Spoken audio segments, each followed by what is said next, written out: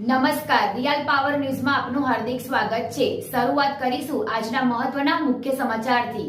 ભાદરવી પૂનમ મહામેળા 2025નો રંગે ચંગે પ્રારંભ। આસ્થા તમારી વ્યવસ્થા અમારીના મંત્ર સાથે અંબાજી ખાતેથી જિલ્લા કલેક્ટર શ્રીના હસ્તે ભાદરવી પૂનમ મહામેળાનો શુભારંભ। મા અંબાના રથનું પૂજન અર્ચન કરી રથ ખેંચીને મેળાની શરૂઆત કરાઈ। શક્તિપીઠ અને પવિત્ર યાત્રાધામ અંબાજીમાં આજથી તારીખ 7 સપ્ટેમ્બર સુધી 7 દિવસીય ભાદરવી પૂનમ મહામેળો 2025 યોજાઈ રહ્યો છે।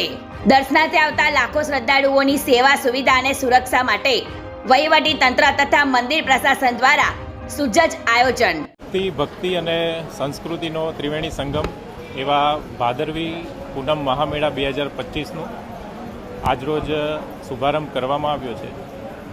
બોલ મારી અંબે જય જય અંબેના નાદ સાથે આગામી 7 દિવસો સુધી સમગ્ર અંબાજી અને આરાસુરી પર્વત ગુંજી ઉઠશે।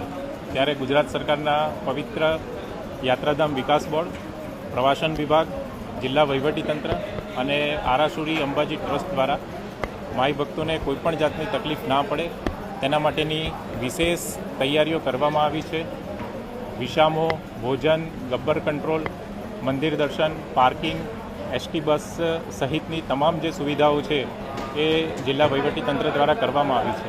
આજે આ શુભારંભ કાર્યક્રમમાં રાજ્ય સરકાર તરફથી સચિવશ્રી, ગુજરાત પવિત્ર યાત્રાધામ વિકાસ board, SP Shri, DDO Shri તથા મોટી સંખ્યામાં અંબાજી ગામના નગરજનો, અંબાજી ગામના સરપંચ તથા શ્રદ્ધાળુઓ ઉપસ્થિત રહ્યા હતા અને આ શુભારંભ પ્રસંગે કોઈપણ જે શ્રદ્ધાળુ છે એને કોઈ જાતની તકલીફ ના પડે અને સમગ્ર જે ભાદરવી પૂનમનો મહામેળો છે એ ખૂબ પવિત્ર વાતાવરણમાં ઉજવાય તેવી માતાજીને પ્રાર્થના કરી હતી।